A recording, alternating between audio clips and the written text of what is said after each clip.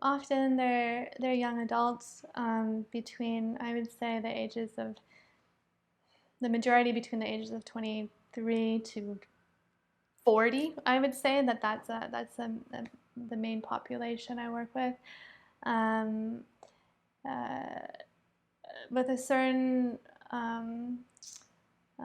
capacity to, or a longing to know more about themselves. Depth psychology can feel foreign to a lot of people, and yet I think it's one of the most natural um, processes because it's there within us. And the whole kind of, if I had to sum up what depth psychology is, in a few sentences, if that's even possible, I would go back to Jung's concept of individuation. And individuation is it's a lifelong process. We're never done individuation, really. And this makes therapy accessible to everybody, because I think this is really, individuation is something that is of benefit to everybody across the board. And what individuation is this disentangling,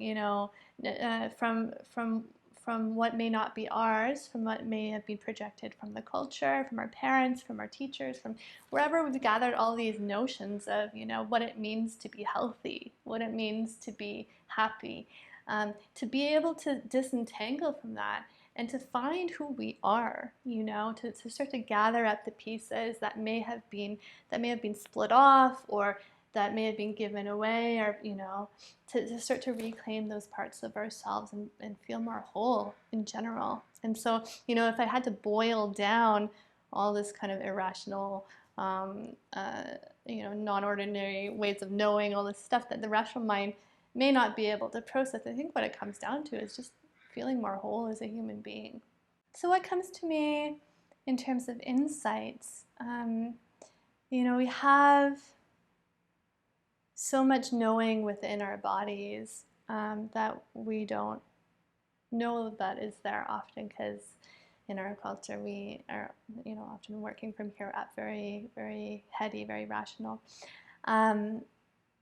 So there's a lot of power in, you may hear me say in session, what does that feel like in your body? And that's even just a connection from the rational mind down into the body, and starting to bridge the unconscious with the conscious.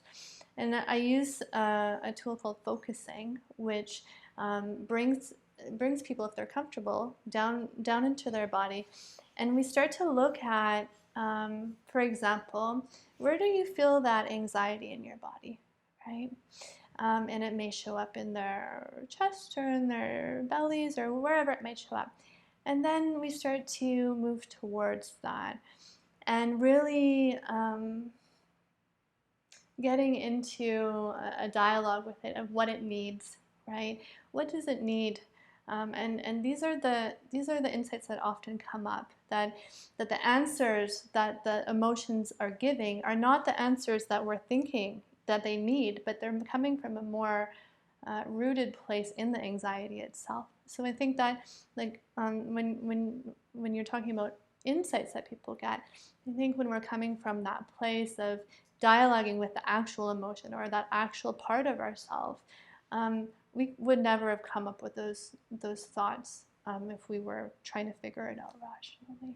And I think that people have found it a useful tool that can be practiced on their own, right? That when we start to tap into these other ways of knowing, that can happen at work, that can happen at home, that can be something you carry with you, and that builds a foundation of trust with yourself, because you're not looking to external, tell me what I'm feeling, right? It's coming more from internal sources and resources.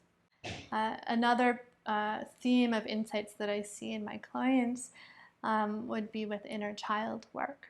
And so what that looks like is going in and actually, a lot of our neuroses, and we all have it, we all have complexes and neuroses. A lot of our suffering comes from wounding that we have endured in our younger years. And so when we go back into these memories, um, our neuroses or the suffering that we see in the present might be an intense fear of speaking in front of people, for example. But if we trace that back, often it goes down to somebody discouraging us having a voice, or telling us that we were wrong, or it can be any number of things. And so when we trace back to when we first started feeling that way, we often come up with a memory. And going into that memory and starting to work with that inner wounded child, because as adults, we have many, many wounded children inside of us. No matter how, what our parents' intentions may be, inevitably we didn't get all of our needs met, as children. And so when we go back and start to create relationships with those inner wounded children, we find that they don't act up as much in our adult life. We can recognize them, right? Because in our adult life we get triggered, and then all of a sudden, there's inner, 4-year-old Liana comes out having a tantrum.